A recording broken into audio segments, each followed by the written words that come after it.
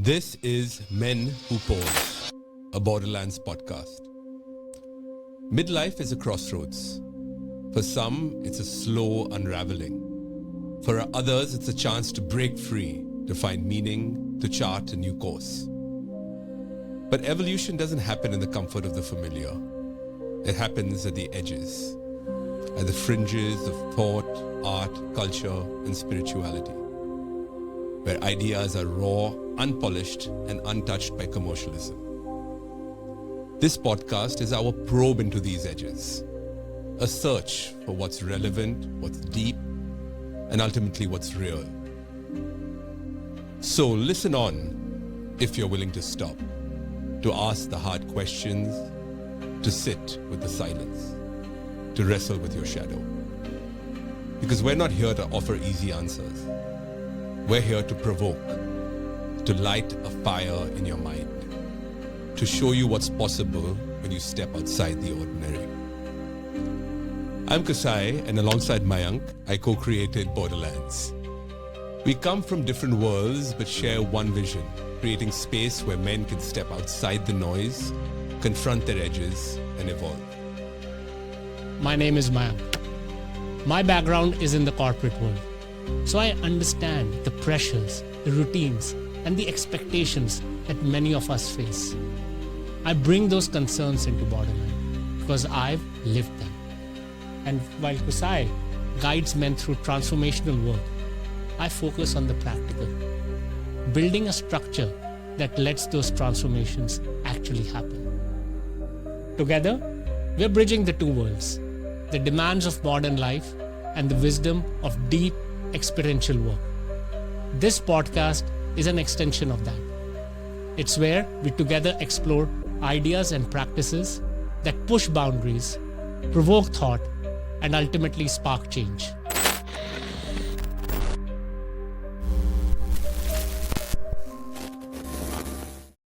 Today we're joined by my friend and teacher, Rohan Kapur. Rohan is a Siddha yogi who facilitates the Kundalini process and guides others to non-dual embodiment. He is the founder of Advaita Ashram, where he works as an initiator, teacher, and guide. He currently holds workshops and retreats around India, Europe, and Japan. Welcome, Rohan. Thank you for having me here, guys. It's a pleasure. It's a privilege to be a part of this. So, I would like to start with a story about my initial encounter with Rohan. I've always sought different teachers, and when I came for that session with you, you're still pretty young, so that time you were much younger, at least in a physical appearance. Did you think that, oh, what's this young dude going to teach me? And did you have I that think kind you of were wearing feeling? a tie-dye ganji at the time also, which contributed to that overall effect. And the moment we sat for the meditation session, it was such a strong, deep session. I remember feeling like sitting up straighter just with the memory of it. I felt like a rod. It's hard to describe, but that had me intrigued. And we hung out in a social setting right after, I remember. What struck me was that at certain points in the evening, we almost forgot that you were there. Honestly, it was like you became transparent or invisible. And at other times, your presence seemed to just fill the room and was very strong. In the years after that, we've worked together and we've hung out together. Sometimes we have a party and there's lots of people, convivial banter. And you are sitting in the corner being quiet like you usually are. In the middle of a party, laughing, talking, merriment in general, suddenly around you, people will start getting quiet, and then a quietness will descend over the whole room. And not just a few moments, sometimes 10, 15 minutes, half an hour, without a single word. It was not like, let's sit for meditation. Just like that, we would spontaneously go into that state. And that is a new phenomenon for me. I have never experienced that. Wow, I have never had anyone share this observation with me ever before. And I wouldn't know. For me, it's my normal mode of being. I wouldn't know what influence So I'm people having just on become quiet around you sometimes. I can put a frame on this phenomena and I can say that yes, there is intensified stillness within me, and I can go into this minimizing my influence or maximizing or projecting it out.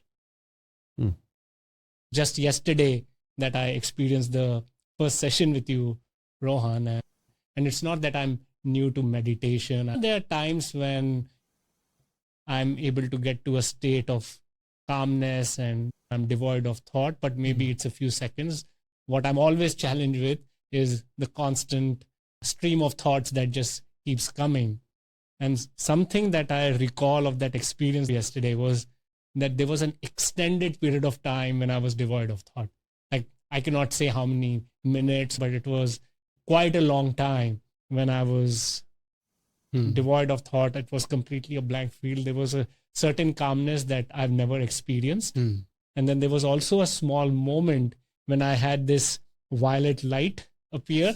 I went with the process, and if I really translate it into my world a little bit, if I take some sort of a photo editing software and you have that transparency meter or slider that you can move up or down, it seems like you are able to do that with your presence, and then you're able to bring other people into that field. That's a very it's a very funny articulation. It's exactly like that.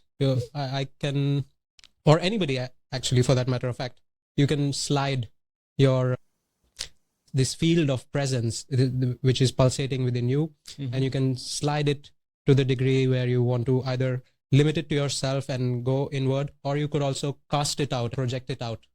And so when this field of presence, when you've cultivated enough of it, when you're established in it, then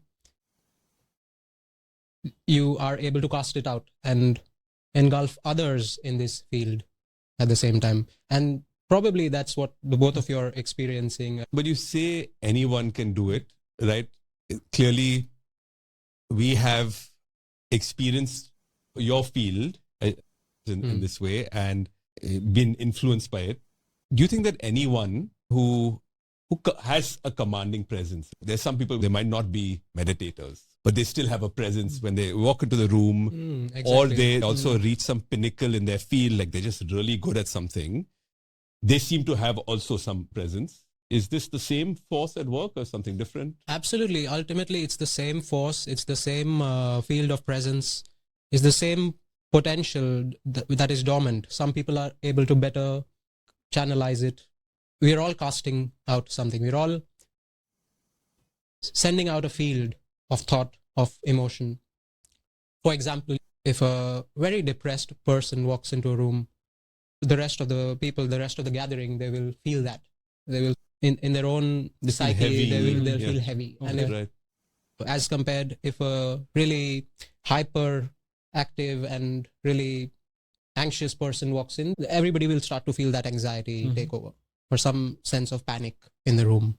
And similarly, if a very happy, jovial person, sparkling with joy, if they walk into a room, then everybody lights up automatically. So what is that? That is the capacity for everyone to cast such an influence or project out a field.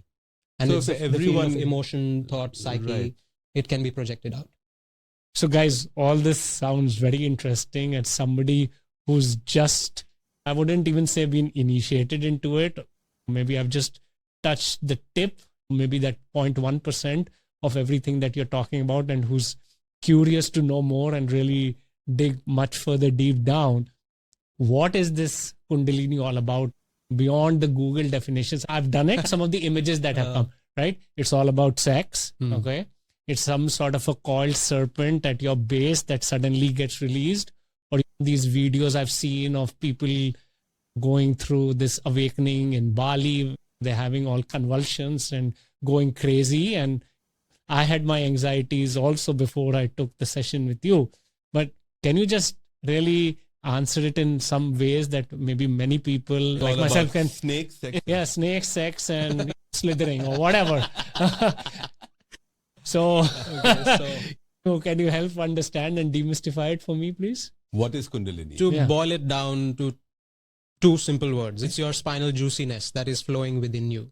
Okay. Spinal juiciness. I like that. That's tweetable or Xable, I guess. But can you say a bit more about what the hell is spinal Getting juiciness? into technicalities, you can view it from various lenses. This whole process, you cannot put it in only one context because it's the underlying basis of life, fundamental life. So you can say that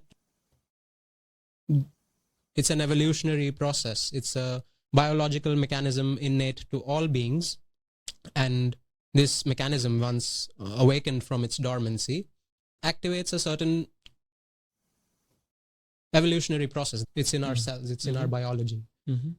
So looking at it from that perspective, it's a process of realizing yourself as well as transforming through that realization. It's unleashing your sexual force. Although there's no sexual connotation, it's a libidinous psychic energy. And the sexuality as we know it is just one expression of that. It's not the whole thing. It's about making fluids flow up the spine, making your endocrine fluids flow up the spine, which is also having an impact on how your metabolism works. It's speeding up and accelerating all your biological processes. I've noticed people have lost weight, sometimes physical weight and sometimes even emotional weight.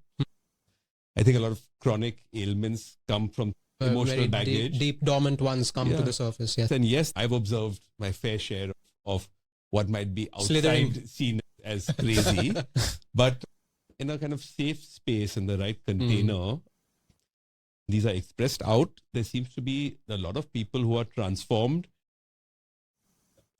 people who've tried many other things, conventional medicine, etc. But this process has somehow worked. What would you guys say about breaking shackles? You talked about being a bit, getting that external crazy out, but can you talk a bit more about the shackles? For people who are living in very defined societal structures, this can be a new thing. Right? And especially if they're in an environment where there's not a good experienced facilitator guide through this journey. It's just a process that we are all going through where, like a pressure cooker, we've been bottled up for a long time and then it releases. If the person is mature, has common sense, and is also able to take this and integrate in their life, then I feel these are the people who are active in evolving the social structure. They're pioneers. Yeah, exactly. So there's marriage might work in a certain way, joint families might work in a certain way, businesses might operate in a certain way, countries might operate in a certain way. And these are the dudes who are going to come up and propose an alternative, something better, move us into the future. Okay. So once this is there, yes, you might not be the rigid conformist self that you were before, but it doesn't mean that you're going to be outside of society. You might, in fact, be a key in society, right? You might be the one spearheading it. Okay. So people who have been responsible for changes like Gandhi. Yes, absolutely. He was a yogi. Okay. Definitely. Some of his works, if you read, definitely.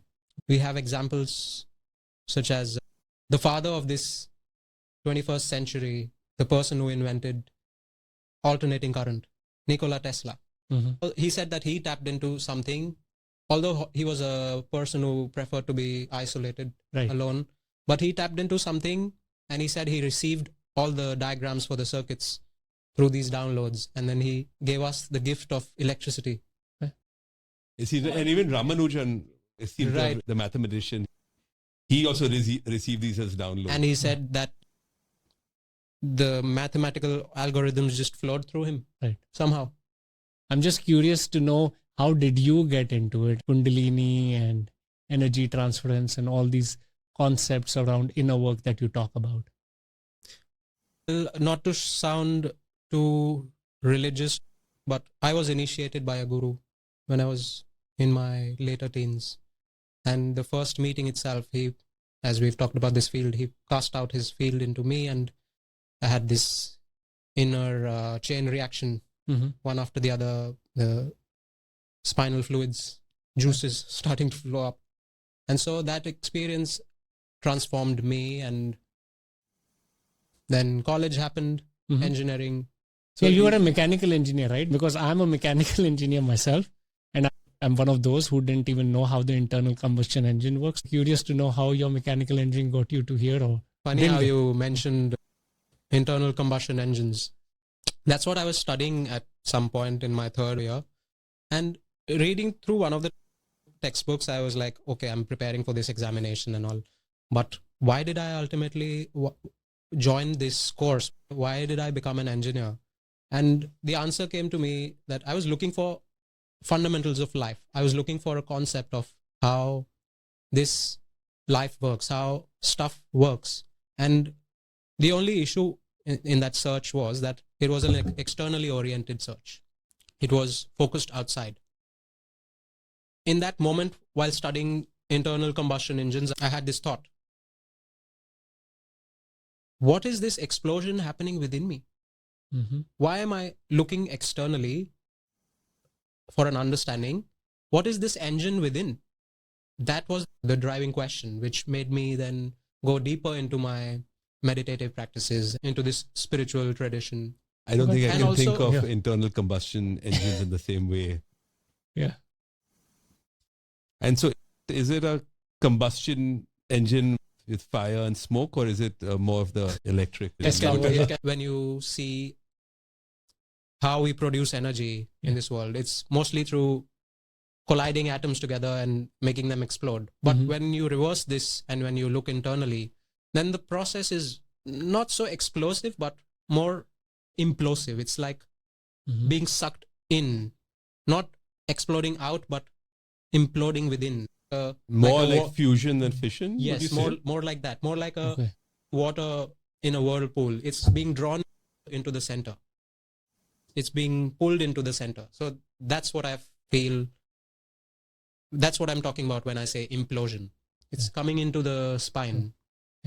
This is absolutely revealing for me, and as I'm going through my own transitions, different life, different things. Over the last 10 years, I've dabbled in different practices, affirmations, mindfulness, meditation, and it really helps you take that pause and get to know yourself better.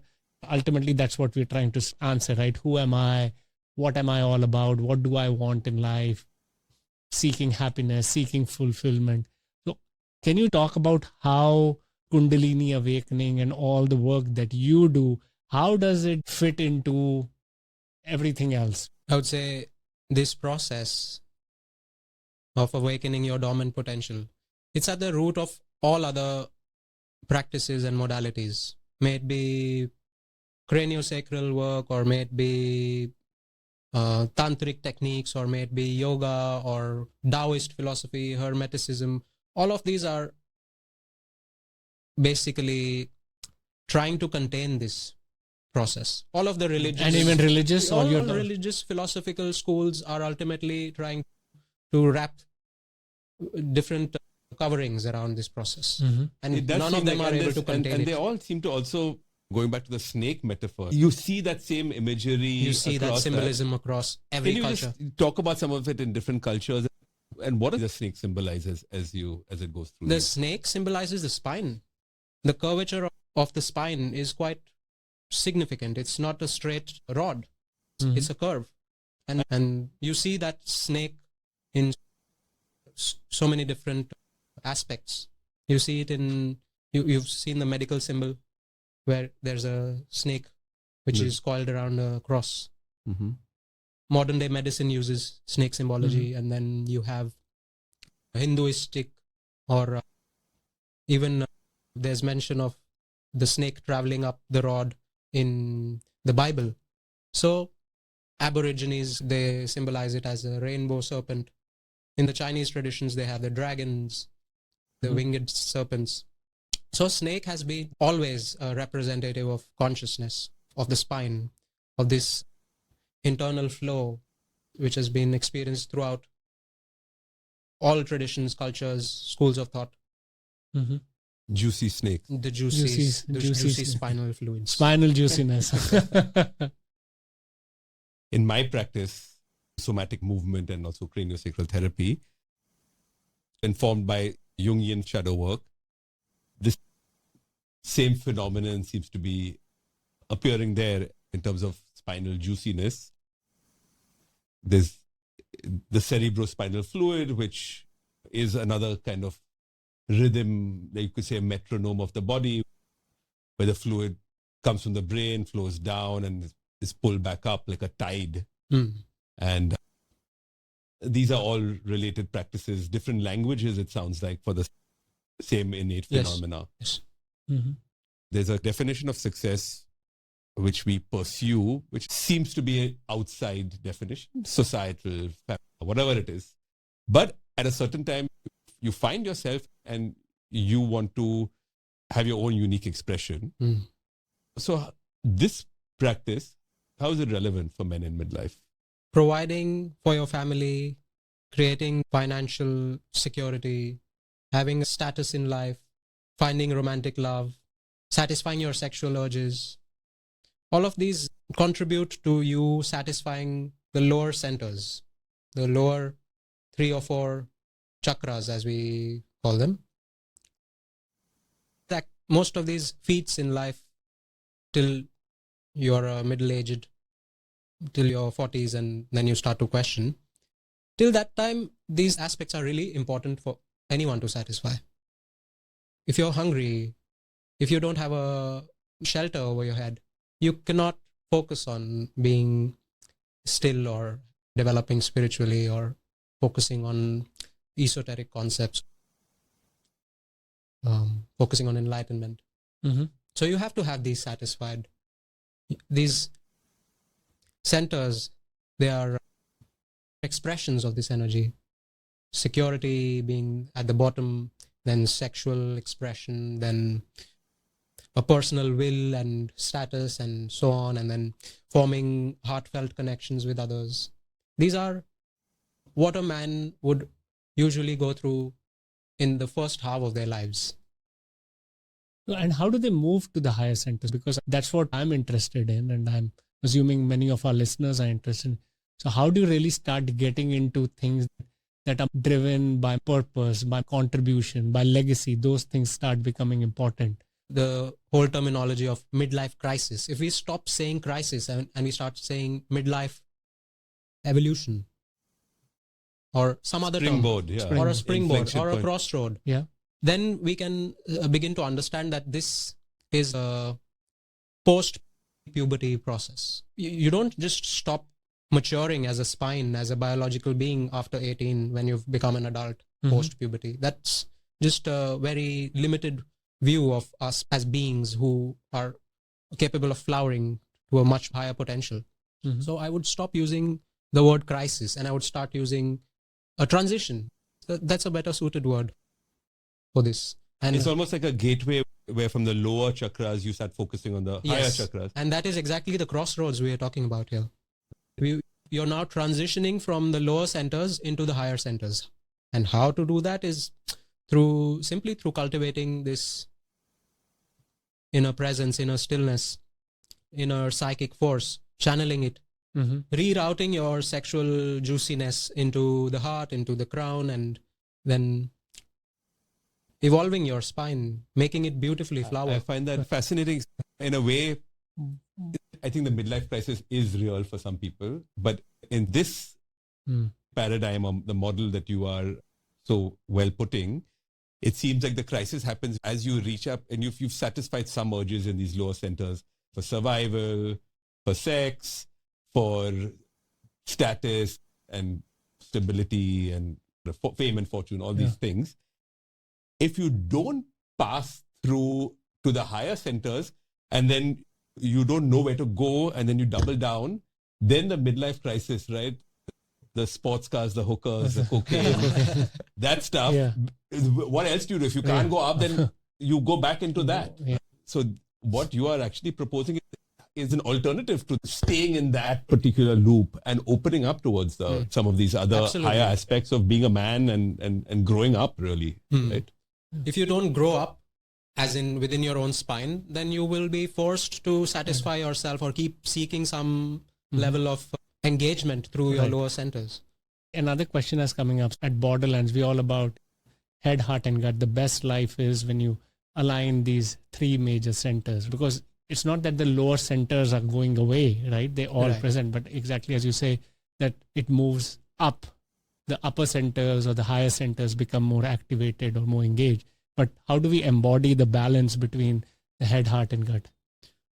Awakening this Kundalini energy is the key, Mm-hmm. is the master key to aligning all the dantians, aligning the head, heart, gut.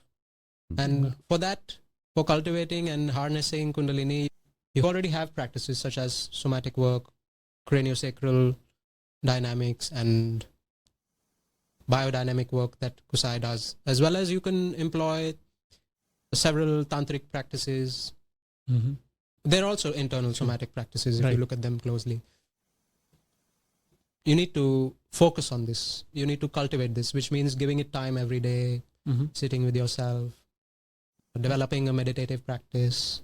Mm-hmm. This will have to be like the ground where you sow the seed, Mm-hmm. and then Kundalini automatically, naturally Yeah. springs forth. One of the things about Kundalini, and something that draws me to this practice, because it's not outside it, it's inside out, and there's a kind of innate primal intelligence that once activated knows what to do. It's not from your head so much that you figure it out. There's just an inner knowing. Your awareness, your energy goes to the right place when it needs to, and your body knows what is needed to find balance. It's actually part of your innate nature or design to find harmony, to find balance. It's just that our head sometimes pushes us into something else. It reminds me of this Mullah Nasruddin story that I thought would be fun to recount here. Mullah Nasruddin is the wise fool in Sufi literature. The story goes that this guy is walking on the road and he sees Mullah Nasruddin on his hands and knees searching for something. It's late at night and Mullah is looking down, desperately looking for something. So the guy goes up to him and says, Mullah, what's happened? Have you lost something? He's, yes, I've lost my keys. I can't find my keys. So the guy says, okay, I'll help you. And he gets on his hands and knees and starts looking for the keys with him.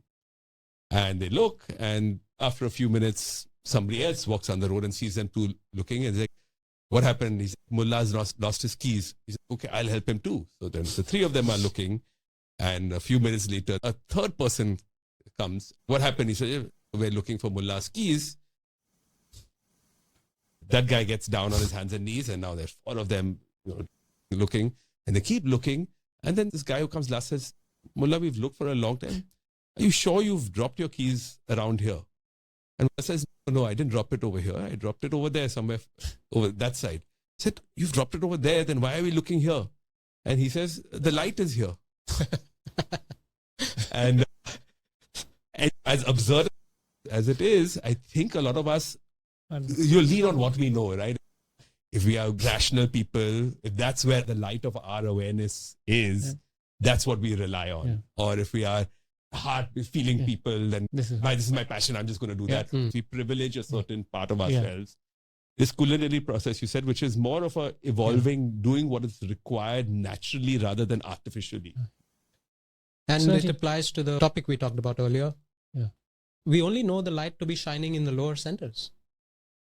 What Kundalini does is it casts a spotlight on the darkest recesses of your internal structure, where you've encapsulated too much, where you've formed too many crusts. Right. It's going to detox your whole spine. So when I was going through the session with you, you talked about too much responsibility on my shoulders and everything, so I can personalize some of it. And it reflects in the shoulders. It reflects in your posture. It reflects in the way you conduct yourself. This is a good segue into that we talk about shining the light or putting the spot. How do I know that I'm going through this change? What are the markers? When does it happen?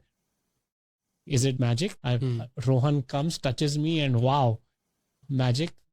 I'm good and everything is lighted up. Does it take time? For different people, it would vary depending on what's your constitution, what karmic baggage or what traumas, inner child impressions you've been holding on to. The more the baggage, the longer it takes to offload. Fair enough. Yeah. Yeah. Okay. I've been initiated into the process. Okay. People get into it. People work with you. When do they see the change? Because to educate myself, obviously YouTube, looking at different stuff, Googling it, I see these people having these huge overt responses that even on video look quite intense. If I don't have it, does it mean that it's not working on me? How do I know that once I've initiated the process, that it's actually having the impact? What does it mean? And people who are listening, they'll say, okay, I'm intrigued, I'm interested, but how do I know that transformation is happening?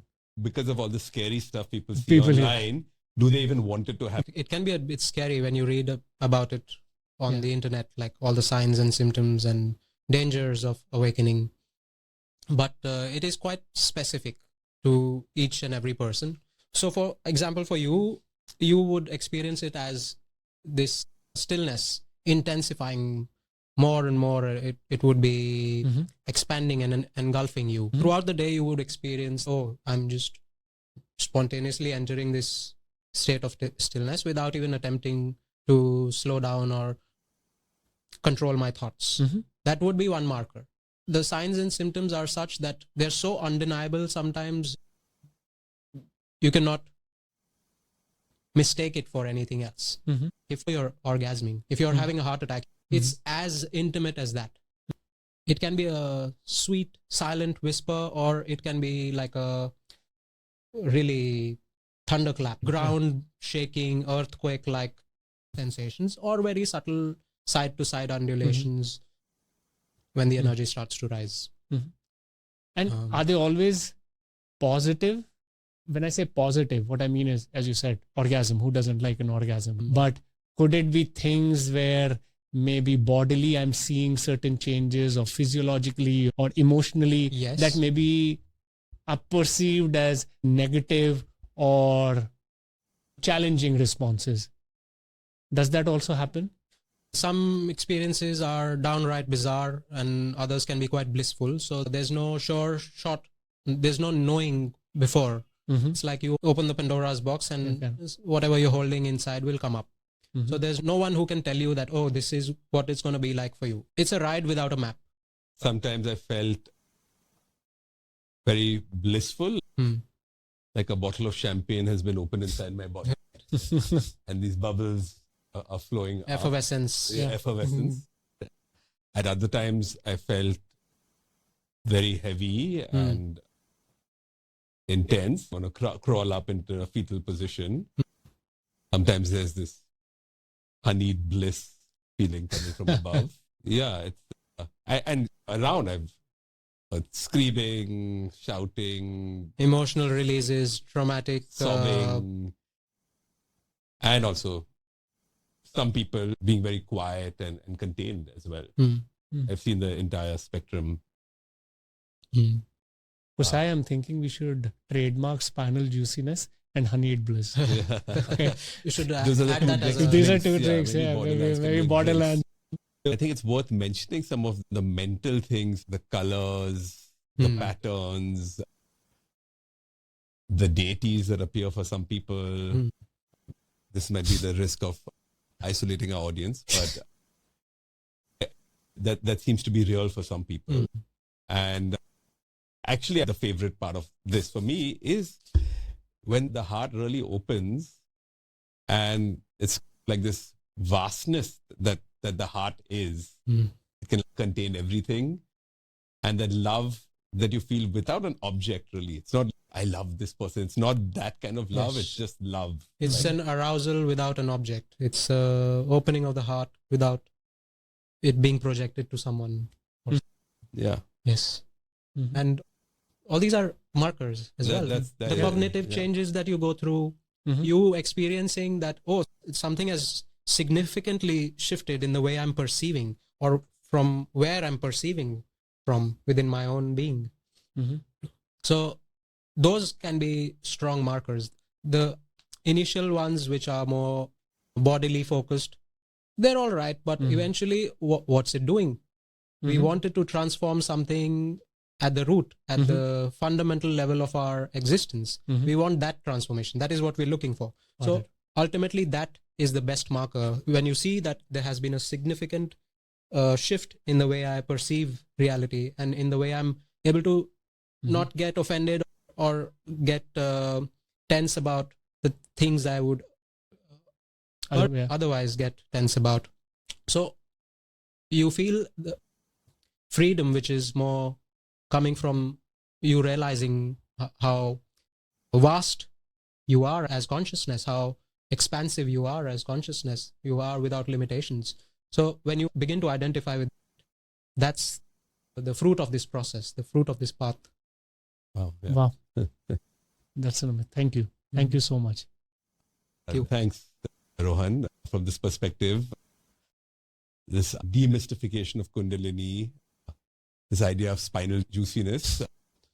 From woo-woo to wah-wah. Exactly. Yeah. And it's not just a metaphor, right? This spinal juiciness, it's the axis that holds us together. Yeah. At Borderlands, we've talked about aligning the three centers of head, heart, and gut as a simplified way of approaching this. But I think what you bring with this, the spine, is that our centers is not a point. It's actually the axis, our axis mundi, our spine. And all these centers sit along the spine.